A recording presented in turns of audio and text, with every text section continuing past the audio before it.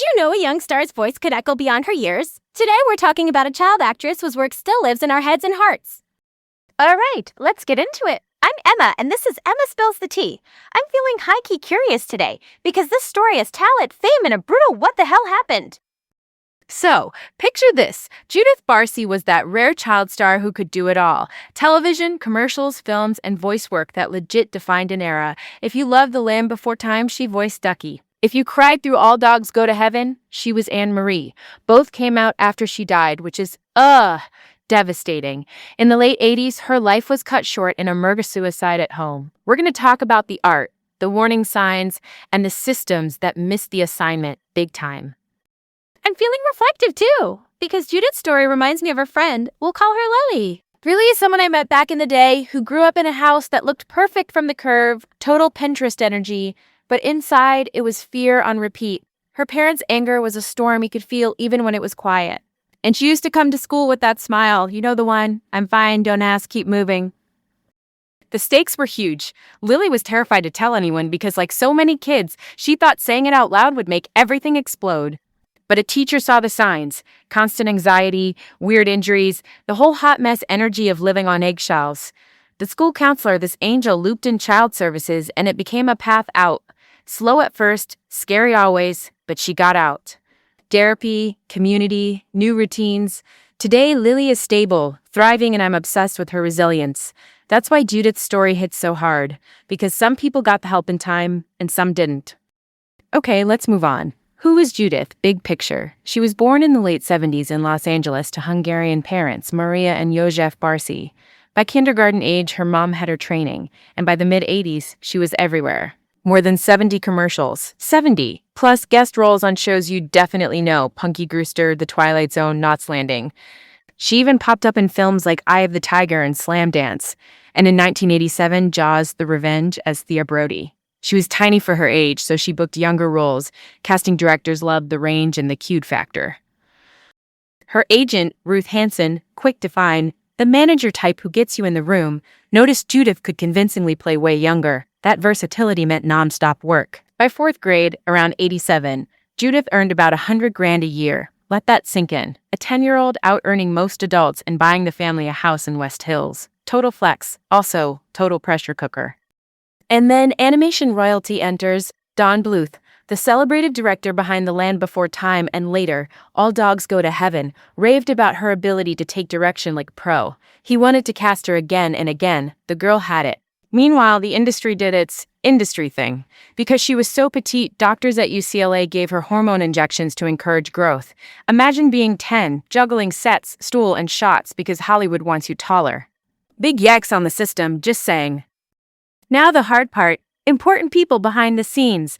Maria, the mom, was pushing for her daughter's success but living in fear. Josef, the dad, was an alcoholic, arrested multiple times for DUI, and as Judith's fame grew, he got more controlling, more threatening.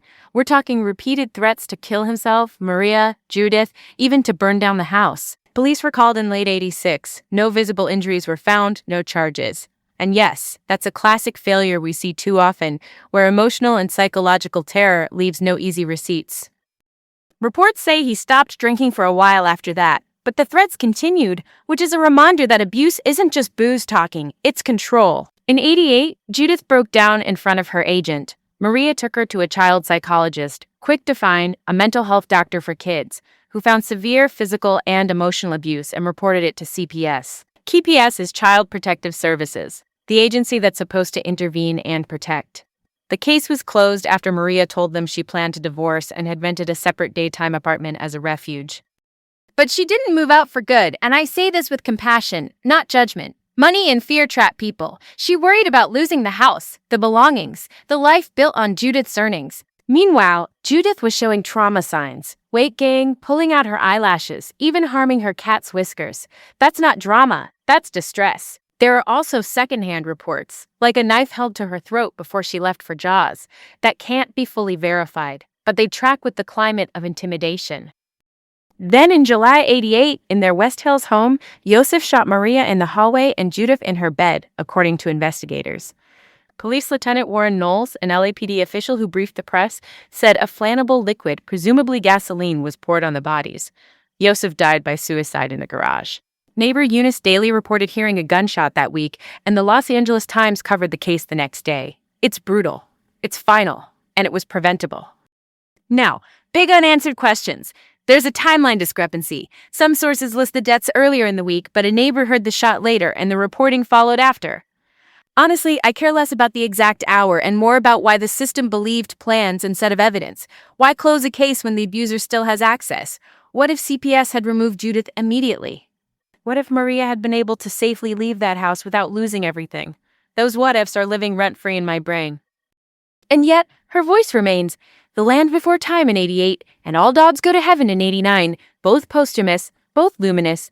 Ducky's cheerfulness and Marie's sweetness, you hear a kid who could light up a room through a microphone. That's why this story matters in pop culture. It's the gap between the glow on screen and the darkness off it.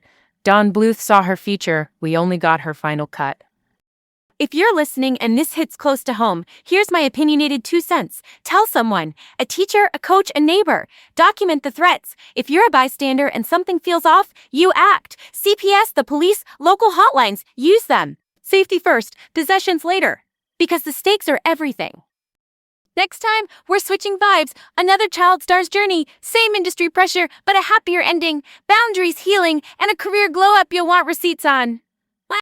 Okay, we covered a lot. I'm Emma. This is Emma Spills the Tea. Remember, even in the darkest stories, you can still look for a little light. Hold on to hope, protect each other, and I'll see you next time. Later.